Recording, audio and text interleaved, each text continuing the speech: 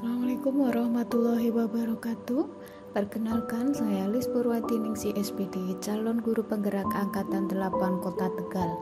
Dengan fasilitator Ibu Launa Yeni Simanjuntak SPD MPD dan pengajar praktek Muhammad Oktabagus MPD. Pada kali ini saya akan memaparkan tentang koneksi antar materi, kesimpulan dan refleksi modul 1.1. Ki Hajar Dewantoro yang dijadikan sebagai Bapak Pendidikan Indonesia merupakan salah satu putra terbaik bangsa. Beliau berkomitmen membuat perubahan dari zaman kolonial hingga saat ini melalui pendidikan. Filosofi yang diungkap Ki Hajar Dewantoro sangat relevan hingga saat ini. Trilogi pendidikan yang dijadikan pegangan pendidik hingga saat ini adalah Ing Ngarso Sung Tulodo, Ing Madyo Mangunkarso, Tutpuri Handayani. Apabila pendidik bisa menerapkan sistem Among saat pembelajaran, maka tidak akan ada anak yang pulas ke sekolah karena takut sama guru dan jenuh saat pembelajaran. Sebelum saya mempelajari modul 1.1 pada pendidikan guru penggerak tentang filosofi pendidikan Ki Hajar Dewantoro, saya berpikir kalau saya sudah mengajar sesuai dengan tuntutan kurikulum sehingga semua materi terselesaikan dan anak-anak mengerjakan semua tugas yang saya berikan. Namun, saya tak pernah bertanya pembelajaran seperti apa yang mereka inginkan. Apa hasil yang akan mereka dapatkan setelah mempelajari materi tersebut? Dahulu saat pembelajaran, saya berpikir bahwa anak itu seperti pada teori tabula rasa, yaitu layaknya kertas kosong. Saya sebagai pendidik berusaha untuk menuliskan kertas tersebut dengan pengetahuan yang banyak. Saya berikan materi dan keterampilan sebanyak mungkin karena saya menganggap anak sebagai objek pembelajaran. Saya tidak pernah berpikir bagaimana mereka mempelajari materi tersebut. Mereka harus manut apa yang pendidik inginkan. Yang kedua, saya beranggapan anak pada jenjang yang sama maka mempunyai kemampuan yang sama. Saya menganggap anak mempunyai kemampuan yang sama sehingga saya dalam pembelajaran menggunakan metode dan jenis asesmen yang sama. Padahal, tiap individu anak mempunyai keunikan sendiri.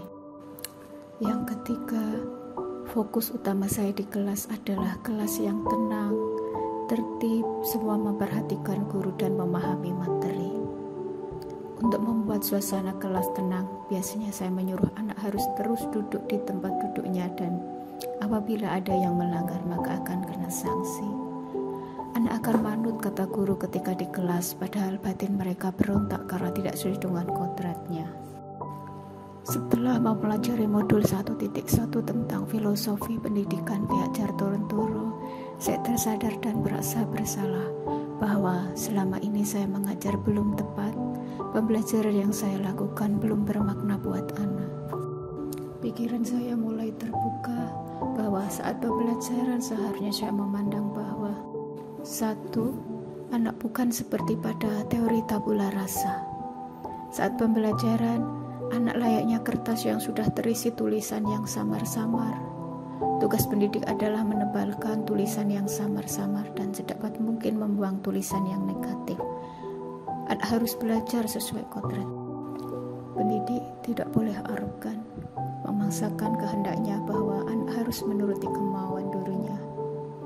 Anak harus dapat belajar sesuai kodratnya dan bisa menikmati kemerdekaan belajar.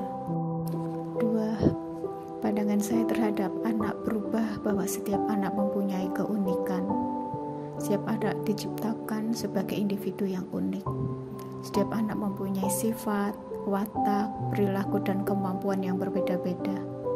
Saya harus lebih memahami semua karakter anak agar saya bisa menjadi pendidik yang dapat melayani semua kebutuhan belajar saat anak pembelajaran. Saya harus mampu menggali kreativitas saat mengajar agar semua bisa memahami apa yang saya sampaikan, walaupun tipe belajar mereka berbeda-beda. Dalam belajar, anak harus sesuai dengan kodratnya. Kodrat anak adalah bermain atau suasana yang menyenangkan. Sehingga saat pembelajaran saya harus merancang dan melaksanakan pembelajaran yang sesuai dengan kebutuhan peserta didik. Saya akan melaksanakan pembelajaran yang bermakna, menyenangkan, inovatif, menggunakan metode yang bervariasi sehingga anak akan mencapai kemerdekaan belajar, tidak tertekan oleh aturan yang dibuat guru. Anak diberi kebebasan saat belajar sesuai dengan kodratnya masing-masing. Betapa indahnya proses pembelajaran jika sesuai dengan filosofi yang dikemukakan Ki Hajar Dewantoro. Oleh karena itu, saya akan berusaha menerapkan ilmu yang saya pelajari dari modul 1.1 tentang filosofi Ki Hajar Dewantoro dalam setiap pembelajaran yang saya lakukan. Saya akan membuat perencanaan pembelajaran yang berpusat pada anak, sehingga anak belajar sesuai dengan kodratnya. Saya hanya bertugas menuntun anak agar bisa belajar sesuai dengan minat dan potensinya masing-masing, tidak membuat mereka menjadi apa yang saya inginkan. Saya berusaha lebih memahami anak dan mengetahui karakter belajar masing-masing anak, sehingga saya dapat membuat media pembelajaran yang bisa memenuhi kebutuhan belajar anak sesuai dengan tipe belajar masing-masing. Tidaklah mudah merubah pola kebiasaan lama dengan sesuatu yang baru, tetapi saya bertekad untuk dapat melakukan pembelajaran yang berpusat pada anak dan memberi kebebasan saat anak belajar hingga mereka mencapai kemerdekaan belajar. Saya akan berusaha membuat media pembelajaran yang membuat mereka ikut aktif dalam proses pembelajaran dan bisa menikmati pembelajaran dengan hati yang senang. Misalnya dengan mengkolaborasikan pembelajaran dengan permainan yang membuat mereka gembira saat pembelajaran. Seperti pembelajaran yang mulai saya lakukan dengan menyisipkan permainan ular tangga pada saat anak mengerjakan LKS. Setelah pembelajaran sehingga anak akan mengerjakan soal dengan senang.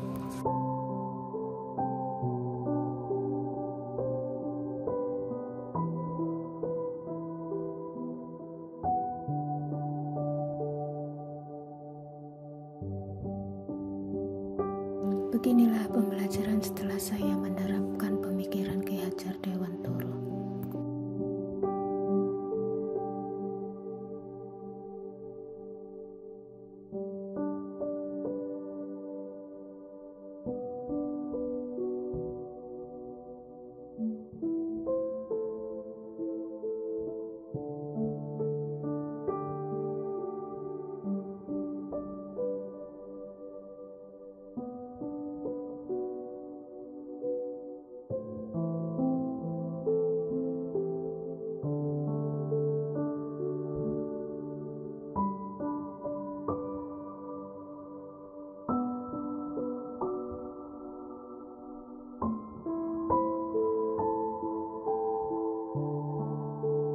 Demikian pemaparan saya tentang refleksi modul 1.1 tentang pemikiran Ki Hajar Dewantoro.